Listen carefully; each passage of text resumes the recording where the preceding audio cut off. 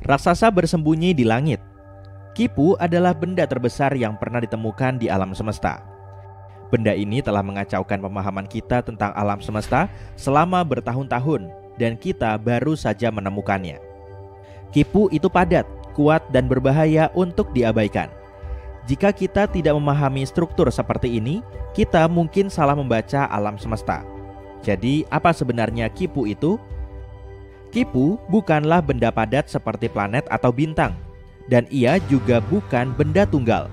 Ia adalah sebuah superstruktur, pada dasarnya seluruh wilayah alam semesta. Materi yang kusut dan berantakan yang membentang di ruang angkasa yang sangat luas, yang disatukan oleh gravitasi. Kipu terdiri dari jaringan galaksi, gugus galaksi atau kelompok galaksi raksasa, gas dan materi gelap yang sangat besar. Ini seperti jalan raya super, dengan gugus galaksi sebagai kota, filamen sebagai jalan raya, dan materi gelap sebagai infrastruktur tak kasat mata yang menyatukan semuanya. Raksasa ini membentang sepanjang 1,3 miliar tahun cahaya. Itu artinya, jika kamu melakukan perjalanan dengan kecepatan cahaya, kamu masih membutuhkan waktu 1,3 miliar tahun untuk menyeberanginya. Kipu juga memiliki massa 200 kuadriliun massa matahari, meskipun ia hanya menempati 13% dari alam semesta yang bisa diamati. Nama Kipu berasal dari sistem tali yang diikat oleh suku Inka yang digunakan untuk mencatat sesuatu yang disebut kipus. Sistem ini seperti sebuah sistem penulisan. Dalam sistem tersebut, setiap simpul, warna, dan lilitan menceritakan sebuah kisah, angka, pajak, hasil panen, dan sebagainya. Jadi ketika para astronom melihat struktur kolosal di angkasa, panjang, kusut, dan bercabang-cabang seperti kabel angkasa, mereka menamainya dengan bahasa simpul. Ditambah lagi, bentuk ruang angkasa mengingatkan para ilmuwan pada benang-benang itu. Ada filamen pusat yang panjang dan filamen-filamen yang lebih kecil bercabang-cabang di sisi-sisinya. Yang lebih menarik lagi, Kipu tidak sendirian. Ketika para ilmuwan memetakan bagian alam semesta ini, mereka menemukan 5 struktur masif ini. Struktur-struktur itu tidak hanya diam di sana, tapi terbentuk selama miliaran tahun akibat gravitasi yang perlahan-lahan menarik materi-materi. Secara keseluruhan, semua raksasa itu menampung hampir setengah dari seluruh gugus galaksi di area tersebut, 30% dari seluruh galaksi, dan 1/4 dari seluruh materi di alam semesta yang bisa diamati. Tim yang menemukan Kipu menggunakan trik yang cerdas.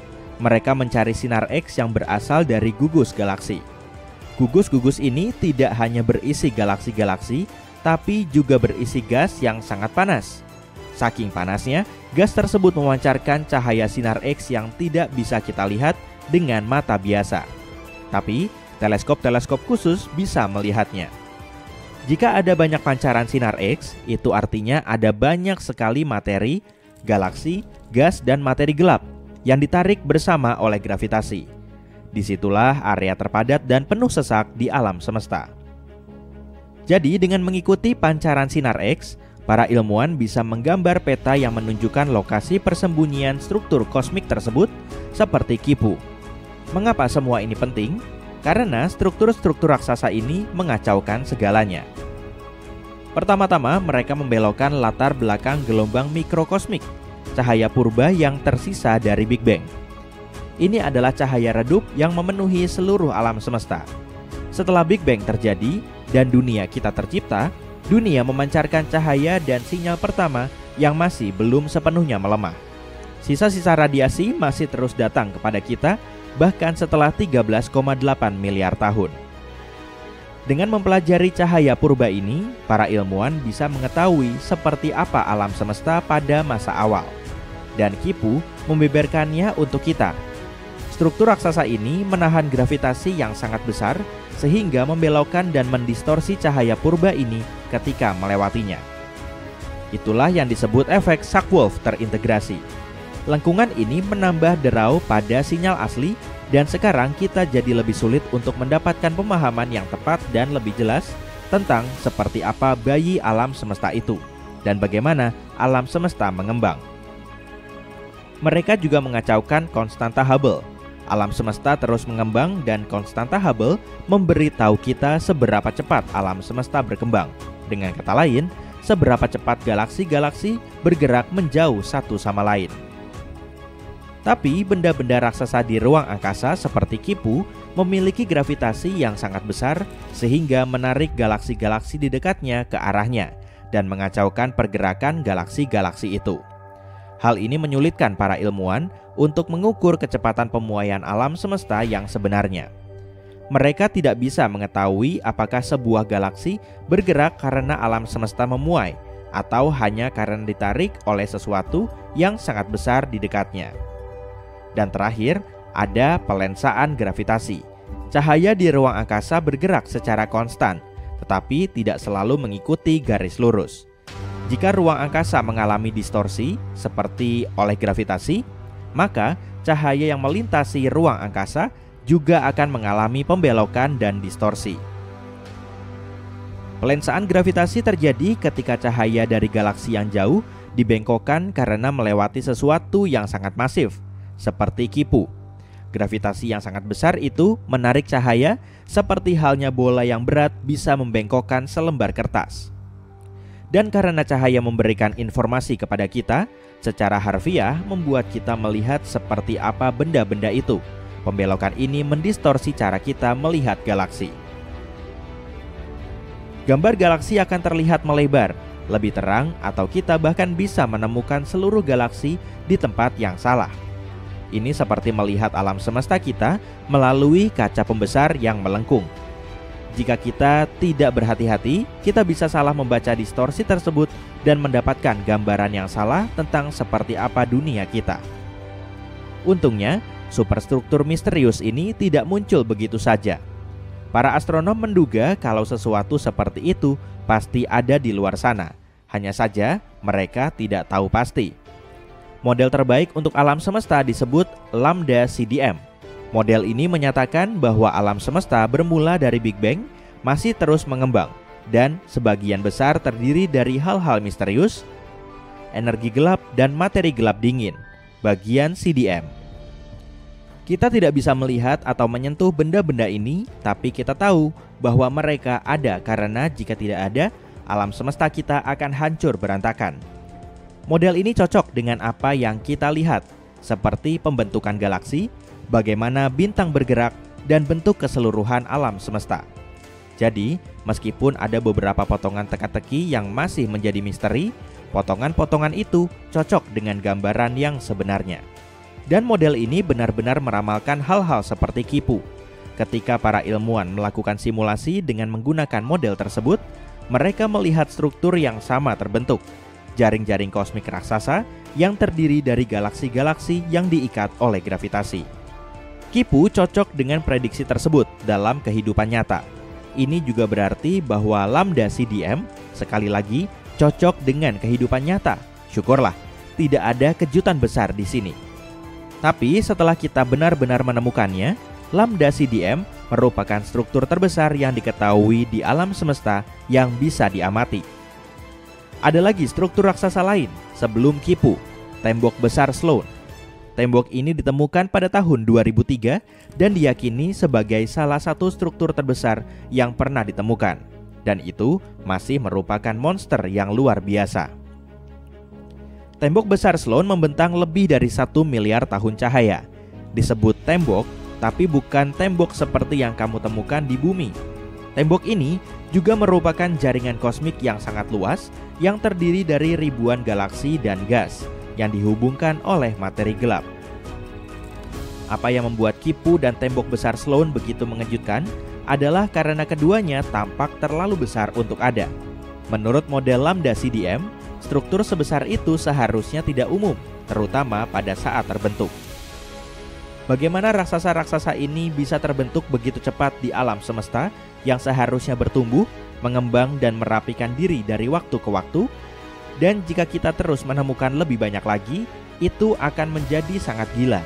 Itu bisa berarti ada sesuatu yang lebih dalam yang terjadi dalam cara dunia kita dibangun. Itu semua adalah bagian dari perjalanan Kopernikus kita yang gila. Serangkaian penemuan yang panjang di mana kita terus dibuat rendah hati oleh alam semesta.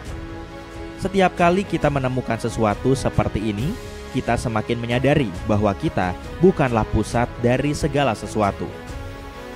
Pertama, kita mengetahui bahwa bumi bukanlah pusat tata surya. Kemudian kita menemukan bahwa tata surya hanyalah satu titik di sebuah galaksi. Sekarang, bahkan supergugus galaksi yang kita yakini sebagai yang terbesar dikerdilkan oleh struktur-struktur seperti Kipu dan tembok besar Sloan. Namun, struktur ini tidak akan bertahan selamanya. Kipu bersifat sementara. Selama miliaran tahun, gravitasi akan mengoyaknya, memecahnya menjadi bagian-bagian yang lebih kecil. Beberapa bagian akan runtuh menjadi gugus yang lebih rapat, sementara yang lainnya akan melayang-layang. Saat ini, ia merupakan salah satu struktur terpenting di alam semesta. Struktur ini membentuk bagaimana galaksi-galaksi terbentuk. Ia membelokkan cahaya, sehingga sangat penting bagi kita untuk mengetahuinya. Secara harfiah, ia mengacaukan pemahaman kita tentang alam semesta. Pada bulan April 2023, para astronom menemukan sesuatu yang menarik, lubang hitam yang kabur. Benda ini bergerak melintasi alam semesta dengan kecepatan yang luar biasa, sekitar 5 juta kilometer per jam. Kecepatannya 4.500 kali lebih cepat daripada kecepatan suara. Mereka menemukannya secara tidak sengaja. Para peneliti melihat ada garis lurus yang aneh pada foto-foto Hubble. Setelah ditelusuri, mereka menyadari kalau ada lubang hitam yang bergerak. Ketika bergerak, lubang hitam itu memampatkan gas di sekelilingnya. Secara harfiah menciptakan bintang-bintang baru di sepanjang perjalanannya. Jadi, lubang hitam itu meninggalkan jejak bintang yang indah dan panjang di belakangnya. Dan panjang di benar-benar panjang. Ekornya memiliki panjang 200.000 tahun cahaya, atau sama dengan panjang 2 Bima Sakti. Ternyata, salah satu ujung jejak bintang ini terhubung ke galaksi kecil yang jauh. Mungkin dari sinilah lubang hitam itu berasal. Kemungkinan besar ada 2 lubang hitam supermasif yang saling berputar-putar satu sama lain. Lalu galaksi lain datang dengan lubang hitam supermasifnya sendiri dan melontarkan salah satu lubang hitam yang pertama seperti anak kecil yang nakal. Mungkin ada planet ke-9 dengan nama asli planet 9 di tata surya kita. Jika memang ada, planet ini mungkin berada di suatu tempat yang jauh dari Pluto. Para astronom menduga demikian karena beberapa objek berbatu di dekat Neptunus bergerak dengan cara yang aneh, seakan-akan dipengaruhi oleh gravitasi sebuah planet besar yang tidak terlihat. Planet 9 mungkin merupakan planet gas atau es raksasa yang masanya 7 kali masa bumi. Salah satu dugaannya adalah planet ini mungkin pernah ada di tata surya kita, tapi kemudian bertabrakan dengan sesuatu yang sangat besar dan berakhir dengan orbit yang sangat panjang mengelilingi matahari. Jika kita berhasil menemukannya, maka akan mengubah pemahaman kita tentang tata surya. Sebuah teleskop baru akan segera diluncurkan, dilengkapi dengan kamera digital terbesar yang pernah dibuat dan akan mulai memindai langit dalam waktu 25 tahun lagi. Mungkin teleskop itu akan menemukan planet misterius ini. Penemuan mengagumkan lainnya terjadi pada tahun 2023. Teleskop James Webb menemukan lebih dari 500 objek mirip planet di nebula Orion. Sebagian di antaranya bermassa sekitar massa Jupiter, sehingga secara harfiah disebut objek biner bermassa Jupiter atau jumbo. Objek-objek itu hanya melayang-layang di luar sana tanpa bintang dan sebenarnya bukan bintang atau planet. Yang lebih gila lagi, ada sekitar 42 pasangan di antaranya yang mengitari satu sama lain. Padahal planet tidak seharusnya melakukan hal itu. Selain itu, objek-objek sebesar itu seharusnya tidak bisa terbentuk dan ada tanpa adanya bintang. Jadi, para astronom berusaha menjelaskan hal ini. Mungkinkah jumbo terbentuk di tempat yang memiliki materi yang cukup untuk membentuk objek besar seperti planet, tapi tidak cukup untuk membentuk bintang? Atau mungkin mereka semua terlontar dari sistem bintangnya karena suatu sebab? Siapa yang tahu? Yang jelas, sekarang kita harus mempelajarinya. Lubang hitam di pusat galaksi kita, bintang Sagittarius A, dulunya sangat aneh. Untungnya lubang hitam ini tidak melarikan diri seperti lubang hitam lainnya, tapi ia benar-benar gila di masa lalu. Para astronom menemukan dua struktur supermasif yang disebut gelembung Fermi dan gelembung Erosita. Kedua gelembung ini memiliki lebar sekitar setengah lebar galaksi kita dan sudah menjulang tinggi di atas Bima Sakti selama lebih dari 2 juta tahun. Dan para ilmuwan menduga bahwa lubang hitamlah yang menciptakan gelembung-gelembung itu. Sepertinya, ketika berada di puncak aktivitasnya, lubang hitam itu mengalami letusan dahsyat yang berlangsung sekitar 100.000 tahun. Peristiwa inilah yang mungkin menyebabkan terbentuknya gelembung-gelembung tersebut. Pada tahun 2023, teleskop antariksa James Webb mengambil gambar yang sangat detail dan mencolok dari objek yang disebut Herbig Haro. Objek-objek ini disebut Herbig Haro 46-47. Objek-objek tersebut pada dasarnya adalah bintang-bintang muda yang dikelilingi oleh petak-petak nebula yang indah. Kalian bisa melihat bintang-bintang dikelilingi oleh piringan materi yang memberi makan bintang-bintang tersebut saat mereka tumbuh selama jutaan tahun. Jaraknya sekitar 1470 tahun cahaya. Tapi sebenarnya itu bukan topik utama pembahasan kita. Yang jauh lebih menarik adalah benda aneh yang ada di bawahnya. Struktur ruang angkasa yang tampak seperti tanda tanya. Benda apa ini? Tidak ada yang tahu pasti. Warnanya oranye merah yang mengisyaratkan kalau objek tersebut mungkin sangat jauh dari galaksi kita. Bahkan mungkin miliaran tahun cahaya jauhnya. Ada beberapa hal yang menunjukkan kalau tanda tanya aneh ini kemungkinan merupakan hasil penggabungan dua galaksi atau lebih. Salah satunya agak melengkung. Jadi kemungkinan galaksi tersebut merupakan galaksi spiral yang terdistorsi. Lekukan itu mungkin merupakan ekor yang terlepas ketika mereka saling berputar satu sama lain. Yang satunya lagi lebih bulat dan lebih kecil, seperti bola biasa. Gravitasi tidak pernah gagal membuat kita takjub. Para astronom mulai mencari megastruktur di luar bumi. Mereka berpikir jika ada peradaban cerdas lain di luar sana, mereka mungkin telah membangun sesuatu yang sangat besar untuk menyalakan teknologi mereka. Misalnya, seperti bola Dyson, struktur hipotetis di sekeliling bintang yang menggunakan energi bintang sebagai bahan bakar. Para astronom menganalisis data teleskop historis yang mendeteksi sinyal inframerah. Mereka menemukan sinyal-sinyal aneh yang bisa menjadi petunjuk keberadaan struktur-struktur tersebut. Secara keseluruhan, saat ini ada 7 kandidat yang ditemukan, dan semuanya berasal dari bintang katai merah yang lebih merah, lebih kecil, dan lebih masif daripada matahari. Lembaga penelitian lain menemukan 53 kandidat potensial. Mereka masih belum yakin apa yang menyebabkan sinyal-sinyal tersebut, tapi bisa jadi bukan bola Dyson, melainkan puing-puing yang sangat besar. Sepertinya ada struktur misterius di pusat galaksi kita. Pada tahun 2023, teleskop antariksa James Webb memotret secara detail area Sagittarius C. Letaknya tepat di dekat pusat Bima Sakti. Foto ini memperlihatkan area yang padat di mana bintang-bintang sedang terbentuk. Ada banyak bintang muda dan awan gelap yang menghalangi cahaya dari bintang-bintang di belakangnya. Itu adalah tempat yang sangat padat, dengan sekitar 500.000 bintang dengan usia, ukuran, dan warna yang berbeda. Tempat ini sangat kacau dan ekstrim. Sekarang, para ilmuwan menggunakannya untuk mempelajari pembentukan bintang. Tapi, yang aneh adalah mereka melihat sesuatu yang lain, yaitu area yang sangat luas berisi hidrogen yang terionisasi. Daerah itu tampak berwarna sian dalam gambar.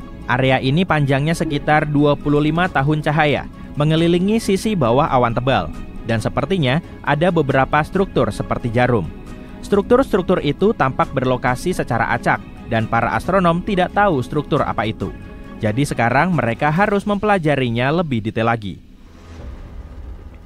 Para astronom telah menemukan galaksi masif yang sangat langka. Galaksi ini dinamai JWST 7329, dan galaksi ini sangat tua. Seluruh alam semesta kita berusia sekitar 13,8 miliar tahun. Tapi bintang-bintang di galaksi ini tampaknya baru terbentuk sekitar 13 miliar tahun yang lalu, atau sekitar 800 juta tahun setelah Big Bang. Selain itu, si tetua yang terhormat ini memiliki massa bintang 4 kali lebih besar daripada Bima Sakti kita saat ini. Penemuan aneh ini menantang apa yang kita ketahui tentang pembentukan galaksi dan sifat materi gelap. Semua yang kita ketahui menunjukkan kalau galaksi seharusnya tidak terbentuk secepat ini. Seharusnya tidak ada materi gelap yang cukup untuk itu. Tapi disinilah kita. Jadi mungkin model kita perlu direvisi. Ada peristiwa astronomi luar biasa yang disebut AT2021 LWX, yang juga disebut Scary Barbie. Peristiwa ini merupakan ledakan energi yang sangat terang yang terjadi pada tanggal 13 April 2021. Ini adalah salah satu peristiwa ruang angkasa paling energetik yang pernah diamati. Tidak ada galaksi atau kuasar di dekatnya. Jadi apa yang sebenarnya terjadi? Awalnya para astronom menduga peristiwa ini disebabkan oleh lubang hitam supermasif yang menarik sebagai bintang masif. Tapi setelah diteliti, mereka menduga kalau hal itu terjadi karena lubang hitam raksasa sedang makan malam. Lubang hitam itu mungkin memakan gas dalam jumlah besar, mungkin berupa awan molekul raksasa. Lubang hitam raksasa yang dimaksud bermassa antara 100 juta hingga 1 miliar kali massa matahari. Lubang hitam ini merupakan salah satu lubang hitam paling masif yang diketahui dan paling aktif. Para astronom menemukan untayan jaring-jaring kosmik tertua yang pernah ditemukan. Jaring-jaring kosmik adalah sebutan untuk struktur alam semesta yang sangat besar yang tersusun dari filamen-filamen galaksi dan materi gelap yang saling terhubung. Filamen-filamen itu seperti kerangka bagi galaksi dan struktur-struktur lainnya yang berperan penting dalam pembentukannya. Filamen yang kita bicarakan ini terdiri dari 10 galaksi yang berdempetan. Sungguh luar biasa besar, membentang lebih dari 3 juta tahun cahaya, dan tampaknya untayan yang baru ditemukan ini sangat kuno. Terjadi hanya 830 juta tahun setelah Big Bang. Mungkin untayan itu berlabuh di sebuah kuasar yang bercahaya. Penemuan ini membuat kita bertanya-tanya, bagaimana sebenarnya galaksi terbentuk dan apa yang sebenarnya terjadi pada alam semesta kita setelah dentuman besar. Rudo, mungkin ada alam semesta lain seperti bayangan cermin gelap alam semesta kita di mana waktu mengalir secara terbalik. Dunia yang terbalik ini mungkin juga merupakan sumber materi gelap, substansi tak kasat mata yang ada di alam semesta kita. Mungkin juga ada lebih banyak alam semesta di luar sana, di mana salinan persis dirimu bangun pagi ini, tapi dia memilih kaos putih dan bukan kaos merah, dan jalan hidupnya sama sekali berbeda. Tapi mari kita mulai dengan materi gelap yang sulit dipahami ini. Materi ini menyusun sebagian besar massa alam semesta, tapi kita tidak tahu persis apa fungsinya dan dari mana asalnya. Hal ini karena materi gelap tidak seperti materi biasa. Kita tidak bisa melihatnya atau merasakannya. Kita hanya tahu bahwa materi gelap ada karena materi gelap membelokkan gravitasi. Meskipun materi biasa dan materi gelap sangat berbeda, keduanya tampak seimbang. Beberapa ilmuwan bahkan berpikir bahwa hal ini pasti ada hubungannya. Sebuah teori baru menunjukkan bahwa untuk setiap cara materi biasa bergerak, ada versi cerminnya di dunia materi gelap, seperti jembatan yang menghubungkan dua dunia. Ada suatu kebetulan yang aneh dalam materi biasa di mana neutron dan proton memiliki berat yang hampir sama. Hal ini memungkinkan keduanya untuk saling menempel dan membuat atom menjadi stabil, sehingga segala sesuatu yang dapat kita lihat dengan mata kita ada. Jika proton sedikit lebih berat, maka tidak akan ada keseimbangan dan atom tidak akan terbentuk. Di alam semesta cermin gelap, mungkin segala sesuatunya terjadi secara berbeda. Mungkin di sana, sesuatu yang setara dengan proton tidak berikatan dengan partikel lain, meninggalkan neutron yang kesepian yang bisa jadi merupakan sumber materi gelap. Teori ini juga menunjukkan bahwa materi gelap mungkin memiliki kimia tersendiri, seperti atom gelap dan tabel periodik gelap. Selama ini, para ilmuwan percaya bahwa hanya ada satu jenis materi gelap. Meskipun partikel-partikel ini mirip dalam beberapa hal, seperti hampir tidak terlihat, partikel-partikel ini mungkin berbeda dalam hal ukuran, kecepatan, dan caranya mempengaruhi materi biasa. Jika gagasan ini benar, berarti ada interaksi antara alam semesta kita dan alam semesta cermin gelap di masa lalu. Mempelajari bagaimana elemen-elemen terbentuk di alam semesta dini bisa memberi kita petunjuk tentang hal ini. Gagasan tentang dunia yang terbalik ini telah memicu keingintahuan dan bahkan kebingungan dalam komunitas ilmiah dalam beberapa tahun terakhir. Para astronom menggunakan sebuah teori yang disebut model lambda CDM untuk menjelaskan komposisi dan perilaku alam semesta kita. Menurut teori ini, sebagian besar alam semesta terdiri dari dua hal, energi gelap dan materi gelap. Energi gelap seperti kekuatan pendorong yang membuat alam semesta mengembang lebih cepat. Materi gelap adalah benang tak kasat mata yang menarik benda-benda dengan gravitasinya bertindak seperti lem universal. Objek-objek biasa seperti bintang, planet, dan komet hanya merupakan bagian kecil dari keseluruhannya. Model ini juga memberitahu kita tentang Big Bang dan bagaimana segala sesuatu dimulai dari awal yang panas dan penuh sesak, dan bagaimana alam semesta terus bertumbuh dan berubah sejak saat itu.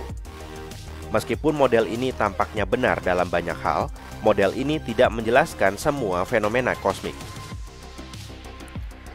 Jika kamu menggambar model ini pada selembar kertas, maka akan terlihat seperti serangkaian pancake pipih yang ditumpuk di atas satu sama lain. Setiap pancake mewakili penampakan alam semesta pada titik waktu tertentu. Alam semesta kemarin berada di bawah alam semesta hari ini, tapi ukurannya sedikit lebih kecil. Pada akhirnya, kamu akan melihat bahwa sejarah alam semesta tampak seperti kerucut raksasa yang terbalik, dengan ujungnya yang sangat kecil adalah Big Bang. Di luar titik ini, kita tidak bisa melihat lebih jauh lagi dengan alat yang kita miliki. Jadi, kita tidak tahu apa yang ada di luar sana. Terlebih lagi, kita masih belum yakin apa yang terjadi sesaat setelah Big Bang.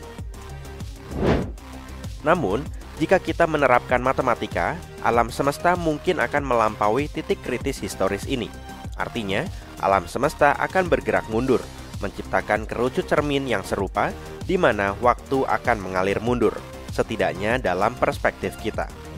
Gagasan alternatif ini tidak hanya menantang pemahaman kita tentang asal-usul kosmik, tapi juga menimbulkan pertanyaan tentang prinsip-prinsip fundamental dalam fisika.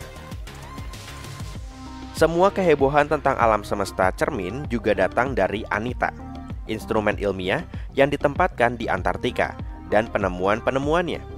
Alat ini melihat partikel-partikel berenergi tinggi yang tampaknya menguar dari bawah es Antartika. Masalahnya, partikel-partikel ini tidak berperilaku seperti yang dikehendaki hukum fisika. Para ilmuwan menduga bahwa itu adalah sejenis sinar kosmik. Sinar-sinar ini bergerak dari luar angkasa, melewati bumi dan kembali lagi. Namun, partikel yang sudah kita ketahui seharusnya tidak berperilaku seperti itu. Itu karena partikel-partikel berenergi lebih tinggi biasanya bertabrakan dengan sesuatu di dalam bumi dan tidak keluar dari sisi lain, seperti yang dilakukan partikel-partikel ini. Partikel-partikel itu tampak bergerak maju dan mundur. Untuk saat ini, belum ada bukti konkret tentang alam semesta cermin. Partikel-partikel ini bisa jadi merupakan partikel yang belum pernah kita temukan sebelumnya, dan para ilmuwan perlu mempelajarinya dengan seksama untuk mendapatkan jawaban pasti kenapa ia berperilaku seperti itu, seperti anak berusia 4 tahun.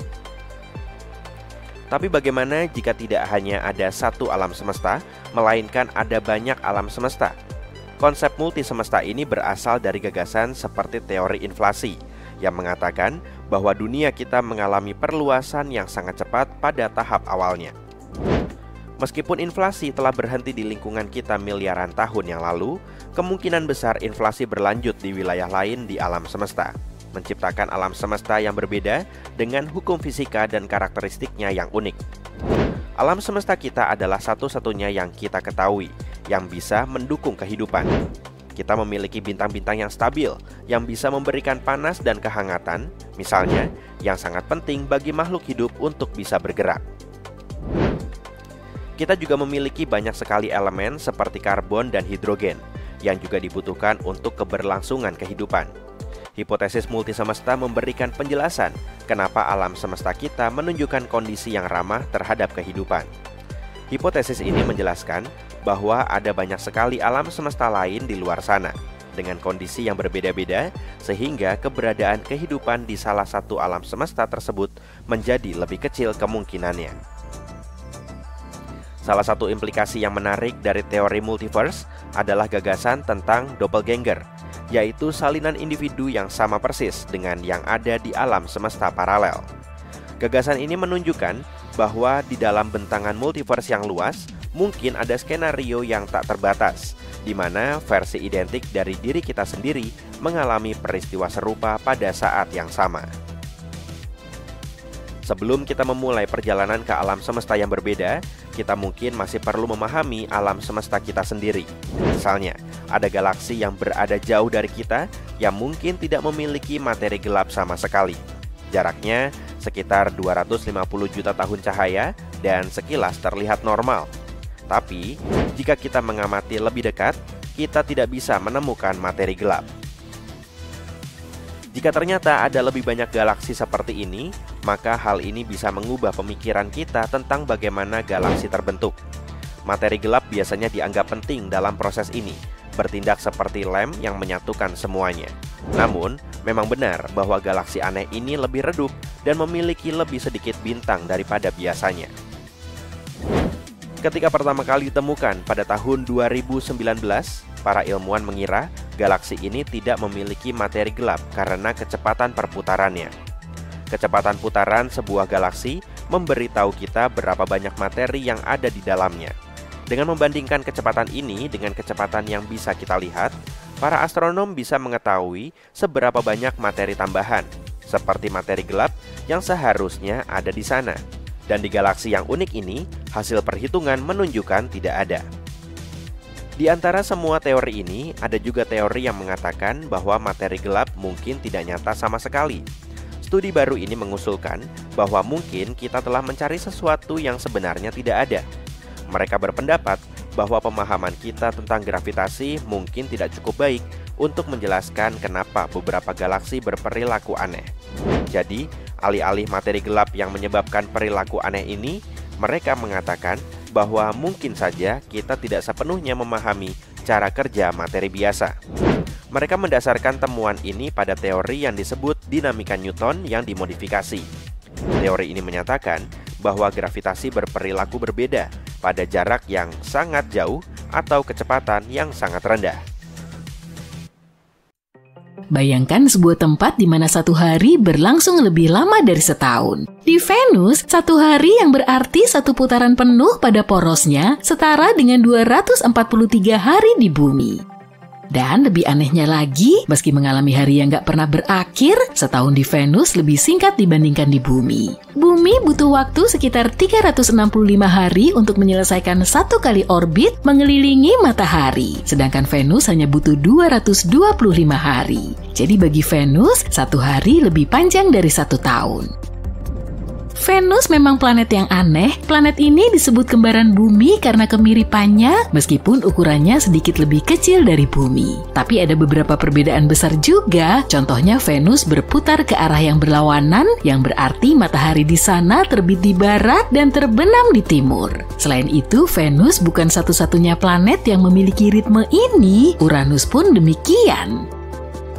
Atmosfer Venus juga sangat hebat. Ketika berdiri di bumi, kita nggak merasakan berat udara di sekeliling kita. Nah, di Venus rasanya seperti ada gajah yang duduk di pundakmu. Tekanan atmosfer Venus 90 kali lipat lebih besar dari bumi. Atmosfernya berupa lapisan gas beracun yang tebal, contohnya karbon dioksida yang dilepaskan oleh seluruh gunung berapi. Gas ini menekan ke bawah dengan sangat kuat, ini menghasilkan suhu yang sangat panas. Gak heran kalau butuh waktu lama sampai kita bisa berdiri di planet ini. Sementara itu, Merkurius, planet terdekat dengan matahari, mengorbit lebih cepat daripada Venus. Merkurius menyelesaikan satu kali putaran mengelilingi matahari hanya dalam 88 hari bumi. Tetapi Merkurius berotasi dengan lambat pada porosnya, sehingga satu hari di sana setara dengan 176 hari bumi. Sekitar setengah tahun, sama seperti Venus, satu hari di Merkurius lebih lama dari satu tahun.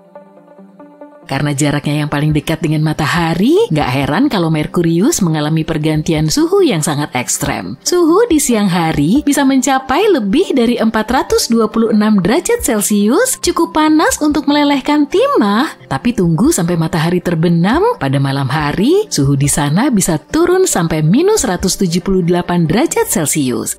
Itu karena Merkurius nggak memiliki atmosfer tebal seperti bumi, jadi panasnya tidak menyebar ke seluruh planet secara merata. Satu sisi yang gelap akan sangat dingin dan sisi sebaliknya akan sangat panas, sama seperti saat kamu membiarkan batu besar tergeletak di bawah sinar matahari selama beberapa waktu. Bahkan saking dinginnya, kemungkinan ada es di sana. Lihatlah area kutub utara planet ini, khususnya pada bintik-bintik kuning yang disinari matahari di dalam kawah, itu adalah indikasi adanya air yang membeku. Ternyata air lebih banyak ditemukan di ruang angkasa dari yang kita duga. Mars sering dijuluki sebagai planet merah. Julukan ini didapat karena banyaknya besi oksida atau karat yang menyelimuti permukaannya. Mineral kaya besi ini menciptakan warna merah karat yang mewarnai lanskap Mars. Tapi ternyata Mars nggak hanya berwarna merah. Jika berdiri di Mars, kamu akan menjumpai medan butterscotch yang mirip gurun dengan warna karamel dan keemasan, beberapa warna coklat, dan bahkan sekilas warna kehijauan. Mars juga memiliki gunung terbesar di seluruh tata surya, yaitu Olympus Mons dengan ketinggian sekitar 12 km. Gunung ini bahkan lebih tinggi dari Gunung Everest. Olympus Mons terbentuk dari letusan lava dengan viskositas rendah yang menciptakan struktur mirip perisai. Karena permukaannya diselimuti pasir, Mars juga terkenal dengan badai debunya yang dahsyat. Ternyata badai-badai itu bahkan lebih ganas dari yang kita duga karena bisa berlangsung berbulan-bulan. Meskipun dapat menjadi kendala bagi misi manusia di masa depan, badai debu ini juga memberi kontribusi pada penampilan Mars yang memukau saat diamati dari jauh. Bukan hanya badai, Mars juga dilanda gempa. Dikenal juga sebagai getaran seismik, gempa ini pertama kali terdeteksi oleh NASA pada tahun 2019. Berbeda dengan gempa yang seringkali dipicu oleh pergerakan lempeng tektonik, gempa Mars diperkirakan terjadi akibat pendinginan serta kontraksi interior planet ini. Sungguh menarik melihat kemiripan sekaligus perbedaan kedua planet ini. Cincin Saturnus yang ikonis kemungkinan menyimpan rahasia terkait masa lalu bumi. Cincin Saturnus sebagian besar terdiri dari partikel es dan debu dan diperkirakan masih relatif muda dari segi usia, mungkin hanya beberapa ratus juta tahun. Ada sejumlah teori yang menyatakan cincin ini terbentuk setelah suatu peristiwa dahsyat. Contohnya tabrakan 2 bulan besar atau pecahnya komet. Menariknya, periode waktu ini bertepatan dengan masa kepunahan dinosaurus di bumi. Mungkinkah ada hubungannya? Mungkin saja. Ngomong-ngomong, meskipun Saturnus terkenal akan cincinnya, dia bukan satu-satunya planet di tata surya kita yang memiliki cincin. Jupiter, Uranus, dan Neptunus juga memiliki cincin meskipun tidak seterang dan sekeren Saturnus. Tapi ada satu hal yang membuat Saturnus benar-benar menonjol, yaitu segi 6 megah di kutub utaranya. Sebuah struktur kolosal bersisi 6, setiap sisi dari struktur ini memiliki panjang sekitar 14.400 km atau nyaris 2.000 km lebih panjang dari diameter bumi. Para ilmuwan belum tahu pasti bagaimana atau kenapa struktur ini terbentuk. Mereka menduga itu mungkin disebabkan oleh kecepatan angin yang berbeda-beda, atau mungkin terbentuk oleh aliran jet yang terkonsentrasi, lambat, dan berkelok-kelok. Sejauh ini, hal tersebut masih menjadi misteri Saturnus. Sama seperti segi 6 Saturnus, Jupiter juga memiliki objek aneh namanya bintik merah besar. Ini adalah badai yang telah berkecamuk selama setidaknya 350 tahun dan lebih besar daripada bumi.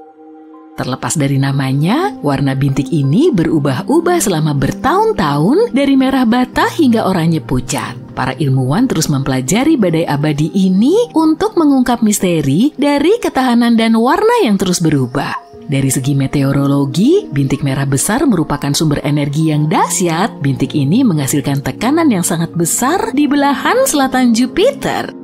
Jupiter sendiri sangat unggul dalam hal medan magnet, pengaruh magnetiknya sangat dahsyat, bahkan bisa menjangkau jauh keluar planet itu sendiri dan menciptakan salah satu medan magnet terbesar dan terkuat di tata surya kita. Karena itulah Jupiter menjadi sumber radiasi yang kuat serta aurora yang memukau.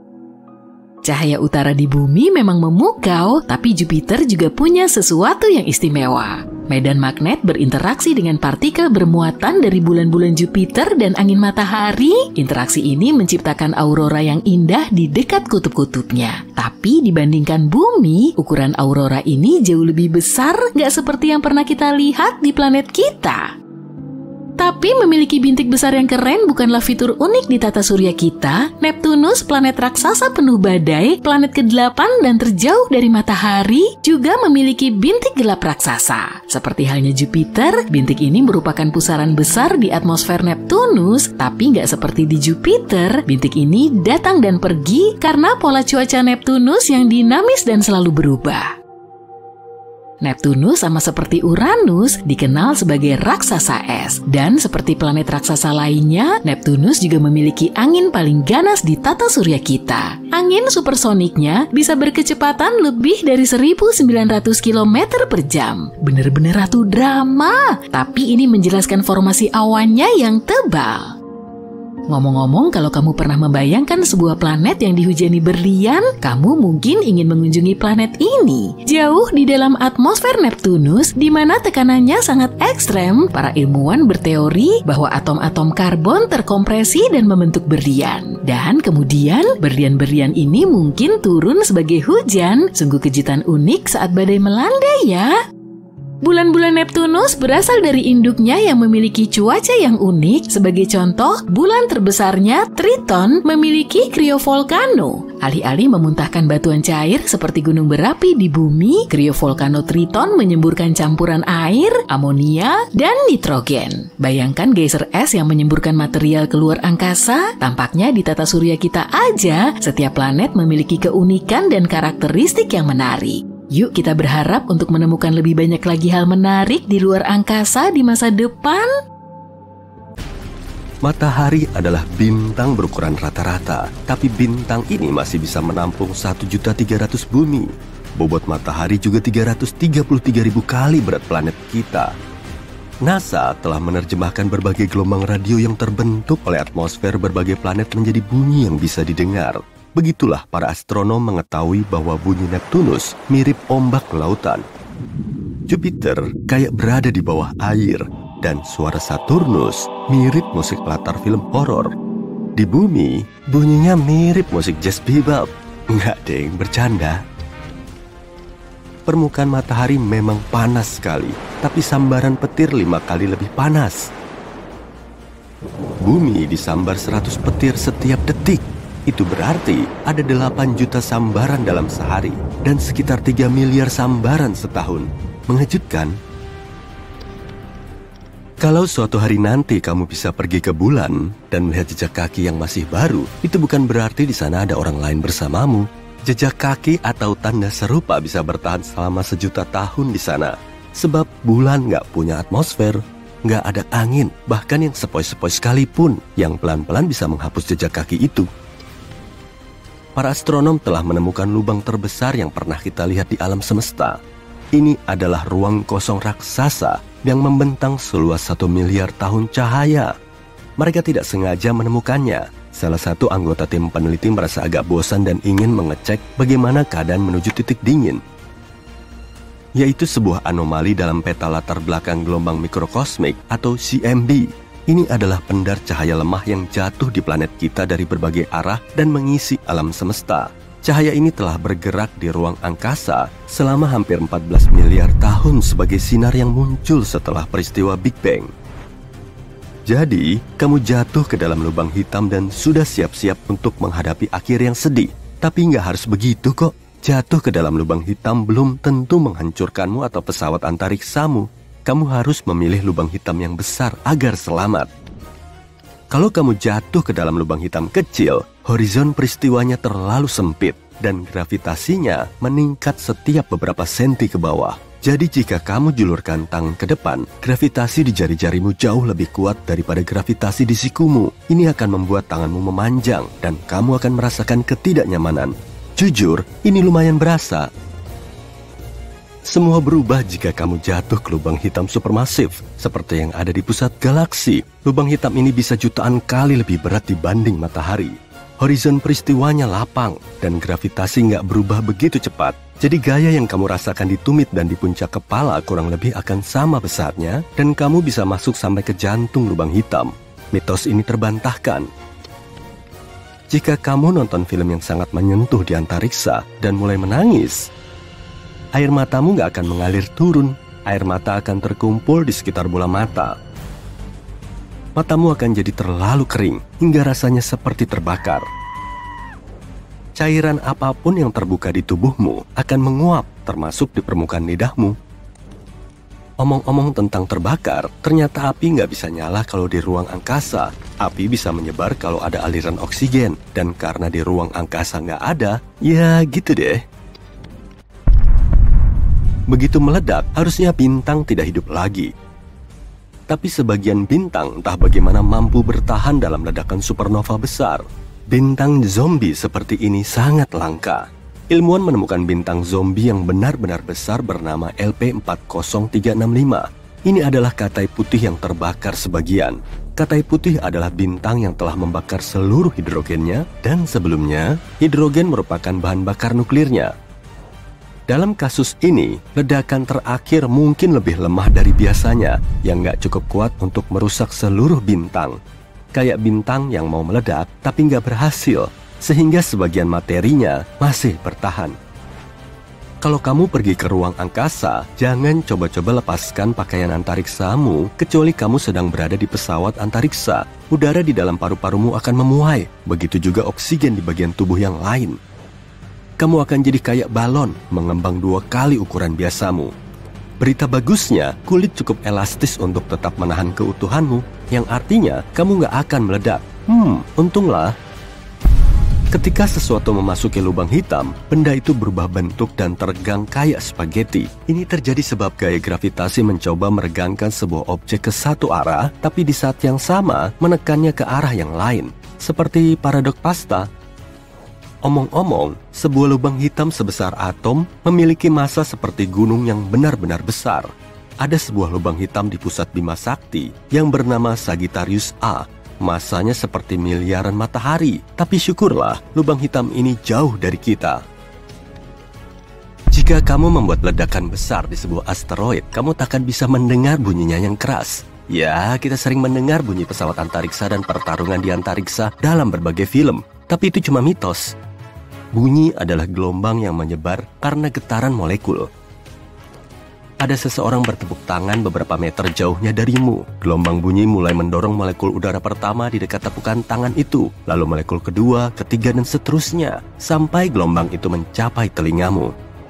Jadi untuk menyebarkan bunyi, kita butuh molekul seperti udara atau air.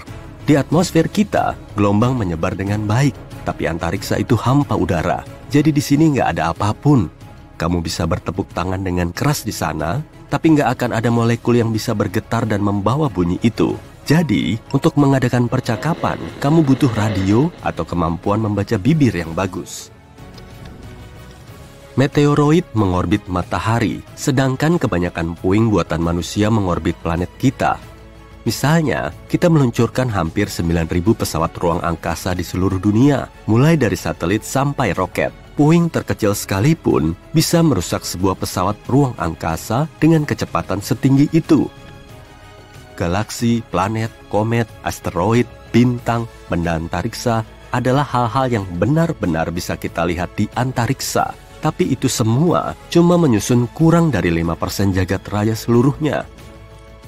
Materi gelap, salah satu misteri terbesar di ruang angkasa, adalah nama yang kita gunakan untuk semua massa di alam semesta yang tidak tampak oleh kita.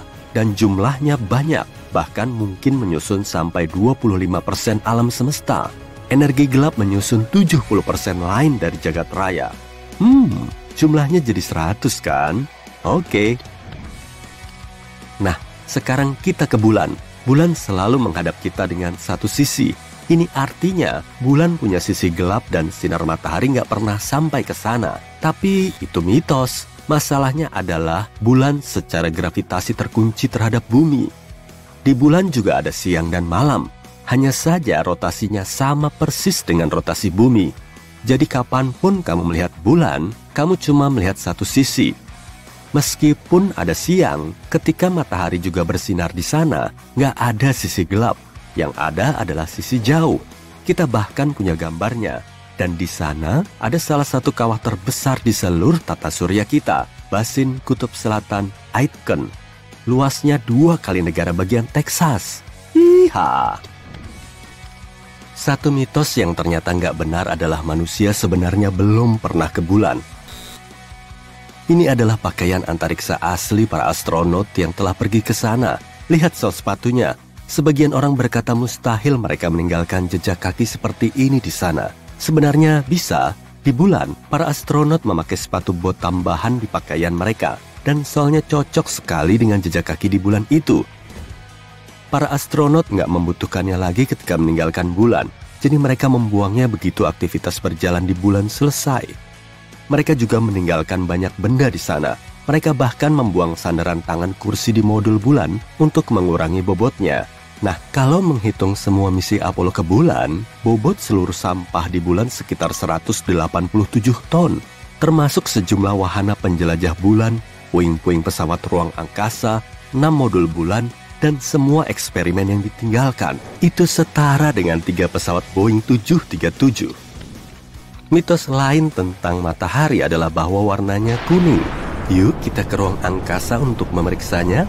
Kamu melihat keluar jendela pesawat dan matahari berwarna putih. Matahari cuma kelihatan kuning bagi kita karena ada filter atmosfer.